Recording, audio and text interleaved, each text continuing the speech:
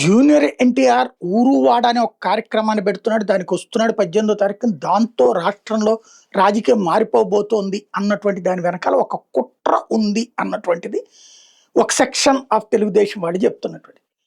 గతంలో తెలుగుదేశంలో ఉండి ఏకంగా ఒక కేంద్ర స్థాయిలో పనిచేసి ఆ పైన వేరే పార్టీకి వెళ్ళి అక్కడ శాసనసభ్యుడి స్థాయిలో ఉండి తట్టుకోలేకపోతున్న ఒక వ్యక్తి సృష్టిస్తున్న వివాదం ఇదంతా. లోకేష్‌ని ఇబ్బంది పెట్టడానికి సృష్టించేది. లోకేష్ రేపో మాపో సీఎం అవుతాడన్నటువంటిది ప్రతి ఒక్కళ్ళు నమ్ముతున్న దశలో. అది కూడా ఈ టర్మ్‌లోనే ఆయన సీఎం అయి తీరాలని తెలుగుదేశం పార్టీలో ఉన్న ప్రతి ఒక్కళ్ళు నమ్ముతున్నారు, కోరుకుంటున్నారు. ఎందుకంటే ఒక కేటీఆర్ లాగానో, ఒక రాహుల్ గాంధీ లాగానో, ఒక ఉదయనిధి స్టాలిన్ లాగానో, ఒక తేజస్వి యాదవ్ లాగానో ఉండిపోవాలనుకోవట్లేదు.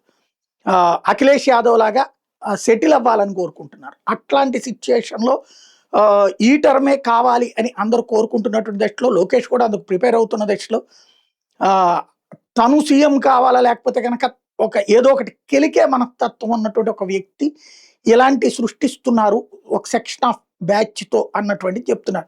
అందుకనే జూనియర్ ఎన్టీఆర్, నేను మొన్ననే చెప్పా, జూనియర్ ఎన్టీఆర్ రాజకీయాల్లోకి రాడు. ఇప్పట్లో తనకి సినిమాల మీద బోరు కొట్టినప్పుడు, విరక్తి పుట్టినప్పుడు వస్తాడు తప్పించి ఎప్పట్లో రాడు అన్నటువంటిది. ఓ పక్కన కొత్త సినిమాల మీద అతను ప్రయత్నిస్తుంటే అతన్ని అడ్డు పెట్టుకుని రాజకీయం చేసే వాళ్ళ కుట్ర ప్రస్తుతానికి బ్రేక్ అయినట్టే.